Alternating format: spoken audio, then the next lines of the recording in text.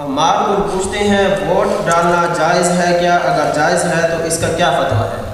بیٹا vote ڈالنا بالکل جائز ہے، یہ اسلام میں شہادت ہے، گواہی دینا ہے، اور سچی گواہی دینا جائز ہے اور جھوٹی گواہی دینا گناہ ہے۔ تو سچی گواہی آپ دیں، آپ کے لیے جو آپ کی دنیا اور آپ کے دین کے لیے بہتر ہے آپ اس کا انتخاب فرمائیں اور بالکل ووٹ دیں۔ آج کے دور میں تو ووٹ کی حیثیت ہے نا، یہ تو جمہوریت ہماری ضرورت ہے آج کے دور میں، تو اس طرح ہی ہم اس کو لے کر چلیں گے۔ تو اس پر مفتی شفیع رحمۃ اللہ علیہ کا ایک فتویٰ پرنٹ شکل موجود ہے، شیخ الاسلام مفتی تقی عثمانی دامت برکاتہم نے بھی اس کو اپنی تعلیق سے چھاپا ہے، آپ اس کو دیکھ سکتے ہیں۔ تو اس پر پوری تفصیل موجود ہے۔ ہم تو اس بات کے قائل ہیں کہ ووٹ دینا چاہیے، اور میں ووٹ کا قائل ہوں علماء دین کے لیے۔ علماء دین کو آپ ووٹ اور سپورٹ کریں۔ میں حیران ہوں، لوگ پتہ نہیں کیا سمجھتے ہیں سیاست کو۔ سیاست وراثت نبوت ہے۔ رسول اللہ صلی اللہ علیہ وسلم فرماتے ہیں کانت بنو اسرائیل تسوسهم الانبیاء کلما ہلک نبی خلف آخر وانہ لا نبی بعدی وسیکون خلفاء۔ رسول اللہ صلی اللہ علیہ وسلم کی حدیث مسلم شریف میں موجود ہے کہ انبیاء سے سیاست شروع ہوئی ہے۔ بنی اسرائیل کے انبیاء بھی ہوتے تھے، نبی بھی ہوتے اور سیاستدان بھی ہوتے۔ ایک نبی فوت ہوتا اللہ دوسرے کو نبوت بھی دیتے، سیاستدانی بھی دیتے، اور فرمایا میں آخری نبی ہوں، میرے بعد میرے خلفاء آئیں گے، نبوت نہیں جاری رہے گی۔ تو نبی کی وراثت ہے مصلی کی امامت، نبی کی وراثت ہے ممبر کی خطابت، نبی کی وراثت ہے مفتی کا افتاء، نبی کی وراثت ہے خانقاہ کی جانشینی، نبی کی وراثت ہے میدان سیاست کو سنبھالنا، نبی کی وراثت ہے تعلیم کے درجے میں بیٹھ کر کام کرنا، نبی کی وراثت ہے جہاد فی سبیل اللہ کا علم بلند کرنا، نبی کی وراثت ہے دعوت التبلیغ کے علم کو بلند رکھنا۔ تو ہم ہر جگہ نبی کے وارث عالم کو سمجھتے ہیں۔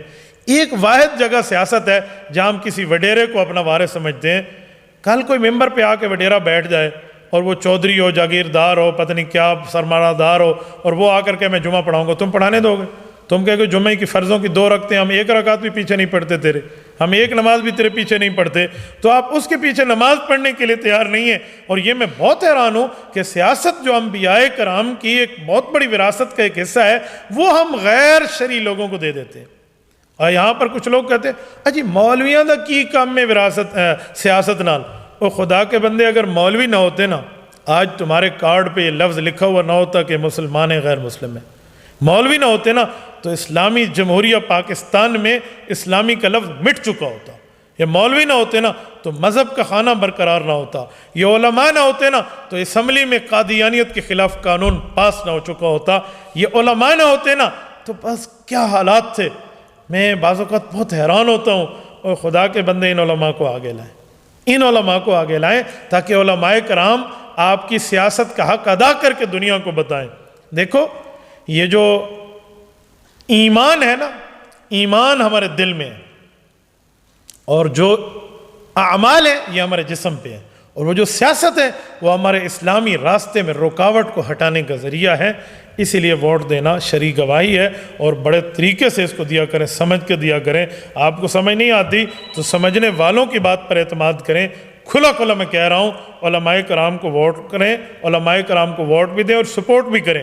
کوئی لاکھ مجھے کچھ کہے نا، کوئی لاکھ مجھے میرے خلاف جتنی رائے قائم کرے وہ کر دے، میں جس کو حق سمجھتا ہوں خدا کی قسم کہہ رہا ہوں یہی بات پل صراط پہ بھی کروں گا، اور یہی بات قبر میں سوال کے جواب پہ بھی کروں گا، اور یہی جواب بارگاہ خداوندی میں بھی کروں گا۔ میں علماء کو حق سمجھتا ہوں، باوجود ہے کچھ آپ کی ذاتی طور پہ کوئی خامیاں ہوں، تمہاری نالی نہ بنی ہو، تمہارے گھر کا معاملہ نہ بنا ہو، لیکن میں بہت اچھے طریقے سے سمجھتا ہوں جس جگہ علماء کی سیاست ہے وہ ملک اسلامی لحاظ سے بہت اوپر ہے۔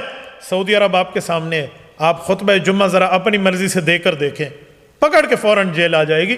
متحدہ عرب امارات UAE آپ جائیں، آپ خطبہ جمعہ دے کر دیکھیں۔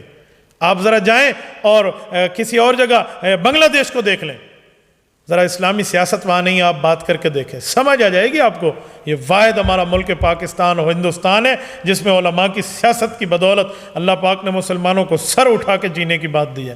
یہ علماء کرام ہیں جن علماء کرام کو رب العزت نے یہ مقام عطا فرمایا ہے۔ دیکھو اللہ نہ کرے، اللہ نہ کرے، میری دعا ہے حرمین کو اللہ کھول دے، اللہ وہی رون کے ان کی بحال فرمائے۔ وہ بند ہے اور پاکستان کی مساجد کھلی ہیں، احتیاطی تدابیر سے ہم بیٹھ کے جمعہ پڑھا رہے ہیں، نمازیں پڑھ رہی ہیں، اور انشاءاللہ تراویح باجماعت ہوگی، بہترین محجبین دل نشین حسین ماحول ہوگا۔ اس کی وجہ وما ارسلناک الا رحمت للعالمین کے جانشین سیاست کے میدان میں موجود ہیں۔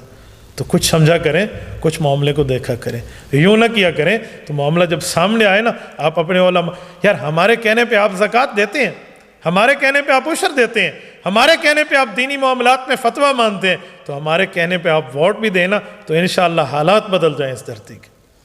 تبارك الذي نزل الفرقان على عبده ليكون للعالمين نذيرا